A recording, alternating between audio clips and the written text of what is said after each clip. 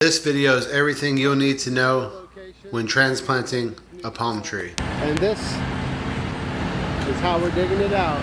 That's my buddy Dean, and that's his best friend over there, Jared Hart. Once you've found a palm tree that you're able to take or that needs to be moved, I recommend going there a couple days in advance and go ahead and do some prep work. Start by hydrating the tree. That'll ensure the tree's rate of survival is higher. And then you just need to excavate the root system. You want to excavate as much of the root system as possible.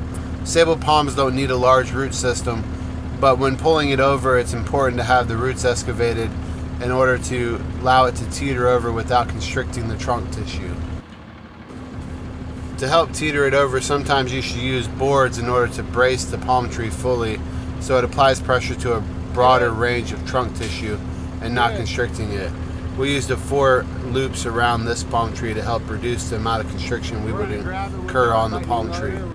Once the tree teeters over, the root system is already loose.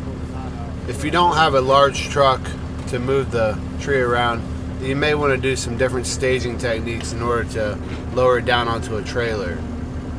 We have a loader truck, so that helped us out tremendously. First thing you want to do after you got the tree out of the ground is start to prep your new hole at your new location. Luckily for us, the grapple truck is a great excavator also, so we used it to excavate a hole out, so we had an ample, deep enough and wide enough hole in order to completely cover the root system and yet not bury it too deep. Burying a palm tree too deep will actually suffocate the roots and can lead to the demise of the tree. Having soil on the trunk of the tree increases the moisture on the tree and doesn't allow it to dry out. This increases the likelihood of butt rot occurring. If you naturally have a sandy soil and you introduce a lot of amendments that tend to be a highly moisture holding soil like composted material, then you may want to consider not adding quite as much composted material. In fact, this will create something called a perched water table.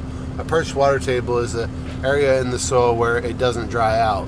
The moisture is staying inside of your composted material and not leaching into the surrounding sandy soils. So essentially you're planting the tree underwater. Water is an anaerobic environment. In fact, few trees can actually survive underwater. One of those trees would be a cypress tree. However, that anaerobic environment doesn't allow the tree to do proper gas exchange. A tree that can't do proper gas exchange will show the same symptoms as a tree that doesn't get enough water. It'll begin to wilt. Finally, once you think you have the hole to the desired specs, the next step is to take the palm tree and place it into the hole. This can be difficult with a very large palm tree. While the tree is still down, I recommend you deciding on what pruning you want to do. I don't recommend pruning beforehand because those extra fronds actually help protect the bud, and the bud is the most important part of any palm tree. You don't want to damage the bud. So there's 2 different styles of pruning. You can do mild pruning.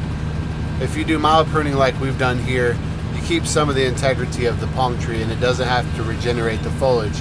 But just consider that the tree is going to transpire more moisture, so you do have to supplement it with additional water, and they recommend up to 50 gallons 3 times a week. So if you want to do a more radical pruning, they call it the hurricane pruning cut. It's where all the foliage is cut off except for the spear leaf, which is the bud. If you do that radical pruning, that does reduce the amount of water consumption the tree needs, and they recommend 20 gallons 3 times a week.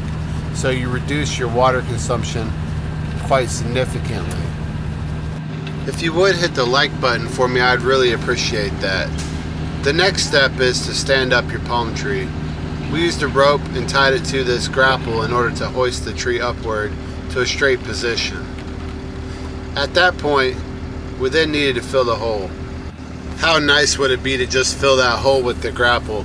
But I couldn't do that because the palm tree wasn't stable. I actually had to get out and use a shovel in order to put enough dirt to get the palm tree stable.